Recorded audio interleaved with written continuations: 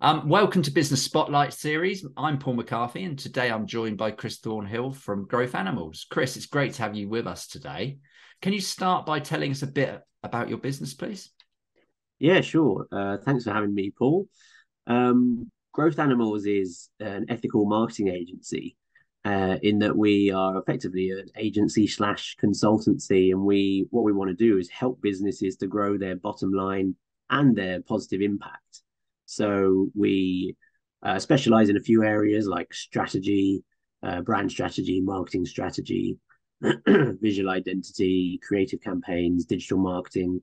But we always try and apply this filter on top of, how can we make sure that the marketing is obviously going to drive all the key metrics that one would like it to, like sales and awareness and website hits and all that sort of stuff. But also, let's make sure that it's helpful and inspiring to the end user, rather than manipulative or intrusive. And so that's kind of where the whole ethical marketing angle comes in. And do you target any particular market sector, size of company, or types of markets? So sector-wise, no, we work across a wide range of sectors. We've got certain specialities that come from our previous careers, which I'm sure we'll touch upon later. But probably more size-wise, I would say where we really fit well is with businesses that have very small in-house marketing teams. So we're talking literally one, two, or three people, because then we can really bolt on and buddy up and provide this breadth of experience that those one or two people could never realistically have on their own. Oh, so that's companies that might have a sort of social media person who's looking after the website and things like that. Exactly that, Quite exactly that. transactional, and then giving them the breadth of experience. Right. Yeah, Okay. that's a really good example. So like one of our longest serving partners we've been working with, they've got a social media executive. So we come in and almost act as like a fractional CMO to help guide the bigger strategy and to, look beyond the social media channel for That's them. in, that's really interesting because quite a lot of the businesses I've spoken to recently on this series, on the marketing side of things, they've been on the more transactional end of it rather than Yeah. the full end and the strategy. So that's. So do you work with those sort of companies, I suppose?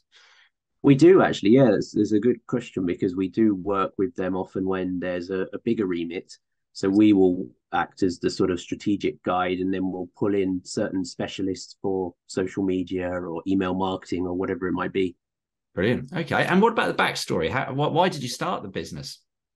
Yeah, so I met my co-founder Jen when we were working at the Goodwood Estate. So we'd been working there for a good 5 years. I was the head of marketing at the time. She was the most senior member of my team, and we had a great time. It's obviously a brilliant place to spend a few years working on marketing, working on big things like the Festival of Speed and Goodwood Revival. And then I guess we were both reaching a point in our careers where we were thinking, right, what's next? And we'd been talking about wacky ideas like, oh, what if we started our own consultancy and stuff like that? And then our wacky idea just got accelerated by this thing called COVID because it came in. I had to put her and the rest of the team onto furlough. And so while she was on furlough, I asked her actually to do a bit of free consultancy for a charity that I'm a trustee for, which is dementia support based in near Chichester. And it was really when she played back the work to me, we had this aha moment of, yes, this is the stuff. This is what's exciting. Let's make this our day job. And so it just spiraled from there, and we just took the idea and ran with it and set up Growth Animals. So what was that aha moment? You said there was an aha moment. Was it the variety? What Yeah, was it? it was when she was playing back the strategy that she'd created for dementia support, Right. and it was the fact that she was kind of playing back this strategy, which was, marketing strategy is our bread and butter. It's what we do and what we did every day, also at Goodwood.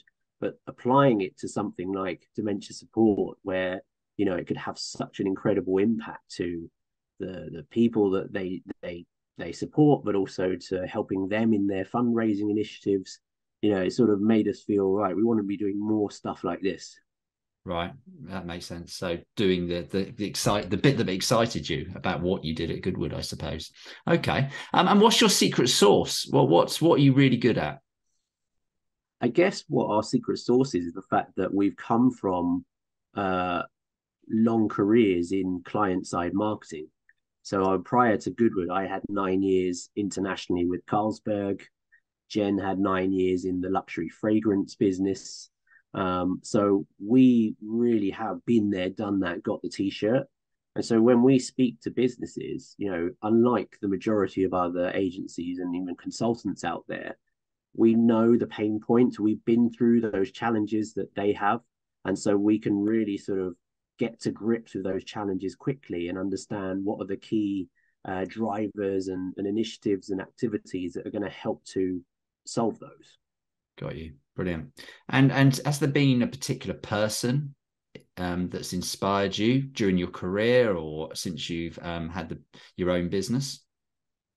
I think rather than a single person, there's been a number of people in certain little points throughout my life. So, my parents are the starting point. My dad's had a really successful career in the medical field, and it sort of taught me almost ambition and looking to always improve. My mum set up a dental practice when I was a kid, so I guess that was the first glimpses I had of starting a business.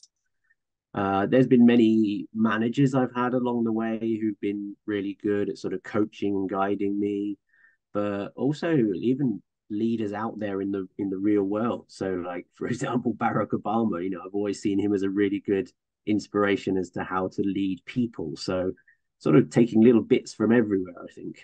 Yeah. Is there anyone in particular since you've had your own business, do you say? Um, since we've had the business again, I've got a mentor, so a chap called Tim who used to be a CMO back in GlaxoSmithKline, so a really big role, and he's great. He has chats with me every now and then to just sort of guide us back on path Brilliant. and to give us some little pointers here and there.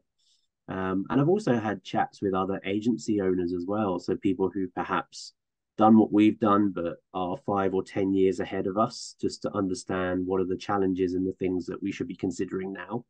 Right. Okay. Fantastic. And what's been your biggest learning since you've been running your own business? I think when we look back at these sort of 2.5 years we've had so far, the biggest learning really is to have confidence in our offering and in what we have to give from day one, because I think it's easy in those early days to almost think, well, what do we know about running a business and all this sort of thing, but almost put that to one side. No one knows how to run a business when you start a business. That stuff you can learn quite quickly from talking to others who've been there. But having the confidence in your offering, that's something that you should have from day one, and not be afraid to charge the value it really is there for. I think often in the early days, we and most business owners are tempted to sort of discount their rates and stuff in order to get some money churning and to get some business through the door. But that can often hold you back, because it means you're doing lots of little jobs that actually take far too much time, and you're not doing the big stuff that you can really add most value to. So I think that would be my main learning. Yeah, brilliant. No, you're absolutely right. Lots of businesses cut, don't they, just to get the money in and then get stuck in that loop and don't know how to Yeah, get out of it. So no, that's a exactly. brilliant learning. I usually ask businesses about the challenges that have come up over recent years. So Brexit, COVID, economy situation at the moment. However, it sounds like COVID was a catalyst of the business starting. Yeah. Sort of flipping that on its head a bit, because the business started during sort of COVID and the lockdown, I assume. What have been the challenges coming out of that? Have you had to adjust the business as the environment's changed? A little bit, yeah. I mean, we started in COVID, and so we immediately took on some of the almost behaviors of COVID, in that we were a remote based business from day one, and we've just remained that way, which meant that we were able to get up and running quite quickly. But actually, as we've come out of COVID, and we're now starting to see all of the old behaviors come back, and almost that, I'd say, passion and love that people have for like meeting up together and having social occasions, we've had to adapt to that and make sure that both our offering, but also the way we operate as a team can accommodate that. Because I think there's no doubt that we are far more productive individually when we are working from home, but you do no doubt lose some of the spark, the creativity that you would get by being together in a shared office space. So we try to get the right balance of that by having sort of set days every month where we are together as a team, but then the majority of the time we're at home, so we can churn through what we need to churn through on our own. Fantastic. So you're sort of getting together more face to face with the team, making them feel like a team, bringing them together.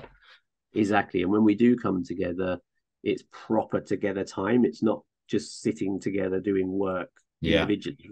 It's spending time brainstorming together, taking on little marketing sprints together, stuff that can really get the creative juices flowing. And how are you? It's we hear different things about working from home. Is there a bounce back that people now want to work in an office rather than at home? What are you seeing? Yeah, I'm seeing a real mix, to be honest. I think, Mm. we've had members of our team who have since left, and they've said that one of the main motivators for moving on to a new role was that they wanted to go into a almost full-time office role to get that social cohesion. But then there's other members of our team, for example, our digital marketing manager, James. One of the things he most loves about our business is the fact that he's got so much freedom to be able to work from home, even work from a lake when he wants to go fishing overnight. He's got that freedom that he really craves. So it really does differ from person to person. And I think as a business, you have to be able to adapt to both. Yeah. Well, do people expect it now, I suppose, don't they? They expect Yeah. that level of flexibility. Yeah, for sure. Okay. And looking into the future, for your industry and your company, what do you see as the challenges over the next 5 years? Well, in the short term, we're still, I think, waiting to see what the reality is around the cost of living crisis and what that's going to do to demand across a number of different sectors. Um, our feeling so far is that it hasn't really hit in the way that you might have expected it to. And it feels like we're in a bit of a limbo state, to be honest, because with inflation rates starting to dip down now, and with the economic picture actually looking slightly rosier than it was about 3 months ago, the jury's still out as to whether it's going to cause massive issues for businesses or not. So that's the short term picture. I think the long term, I mean, goodness me, who knows? It's such a strange world we live in right now. I think in a way I've started to almost try and block that out and think about our own house first, and what are the main offerings we can do that are going to be most exciting to potential customers. And so I suppose the thing that we're doing on our side is, as people do become more and more aware and keen to ensure that their businesses are operating in a ethical and sustainable way, is finding more and more ways that we can help them to do that. So, for example, whereas we've traditionally specialized in doing that through strategic advice and consultancy, we're also now helping them around sustainable web design.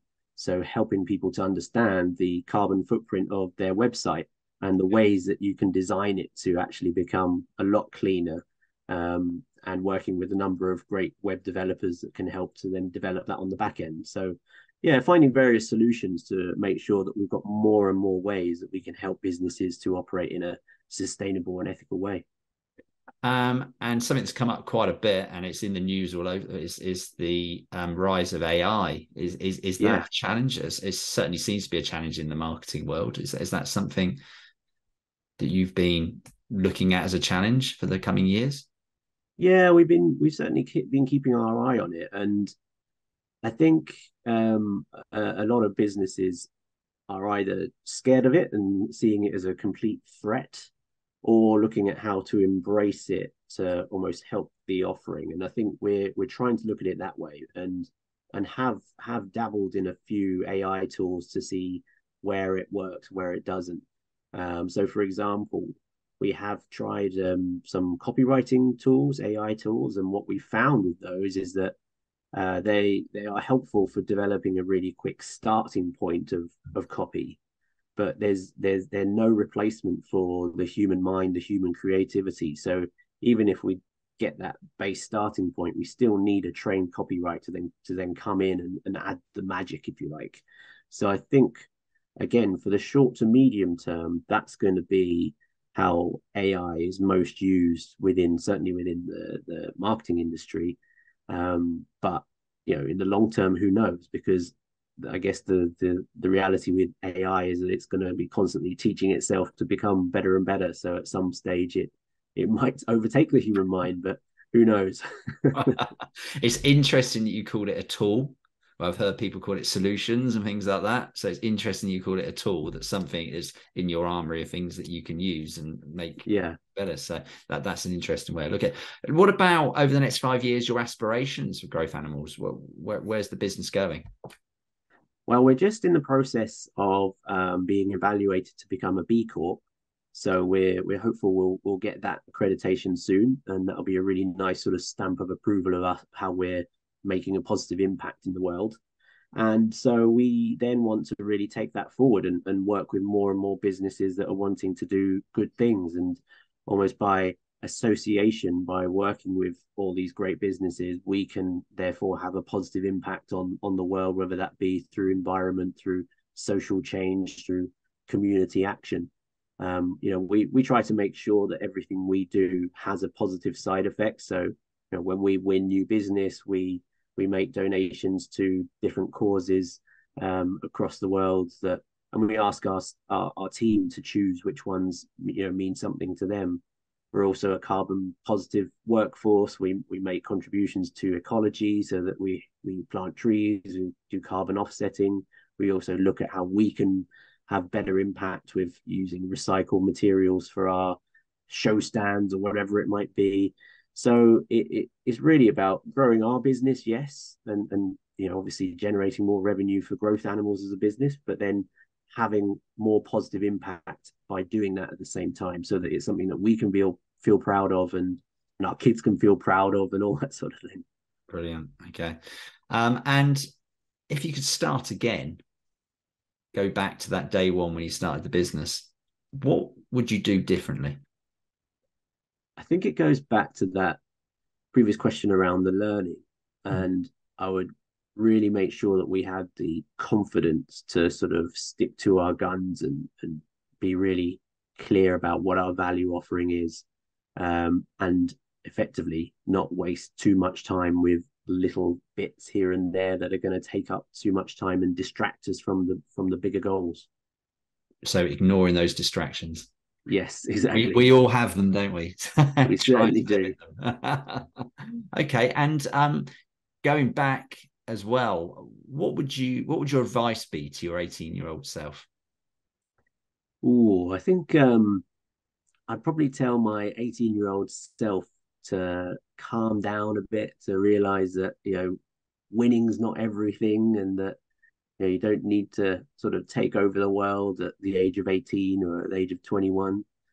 And also give him the confidence that you don't need to have all the answers at this stage. It's almost better to have good questions to ask. I think those would probably be the two main things.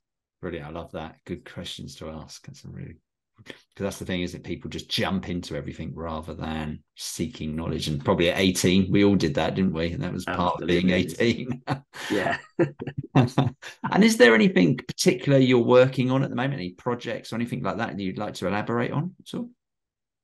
Yeah, we're working on a few exciting ones. So one of them is we're rebranding a care provider based in Ferring, and that's a really nice one because they were previously part of a big sort of franchise of care providers, and they're going independent because they realize that they've got this beautiful position of being effectively able to provide almost end-to-end care from the moment you've sort of got an inkling of perhaps having dementia to wanting some care at home, to assisted living, to then living in a full-on care home. They've got that full suite of care, which actually I hadn't realized before is quite rare within the care sector.